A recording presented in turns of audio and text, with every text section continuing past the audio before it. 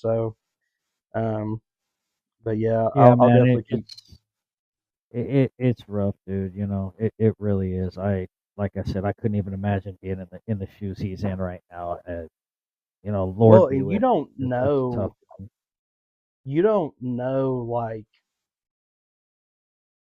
true selfless love until you have a kid. Really, it's like it completely changes your world, dude. Like, I used to never cry at TV shows or movies or anything, but dude, when my daughter comes along, it's like, I mean, it could be a Claritin commercial and I'll just lose it, because it's like it's the closest thing, and I think that's why the Bible compares it to, you know, we're God's children and He's our Father, because it's like that's until you feel that. I mean, that's the closest thing I feel like that you can compare it maybe to, when you're talking about God's love for us, because it's like it's so relevant.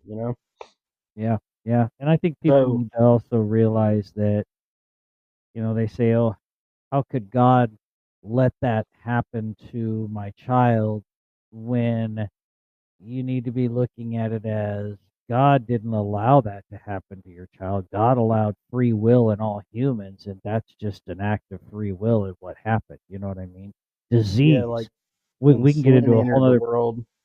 Yeah, we can get into a whole nother podcast on disease. Why is there disease in the world? Why do we have cancer in the world? Why do we have this and that? Didn't have this 2,000 years ago.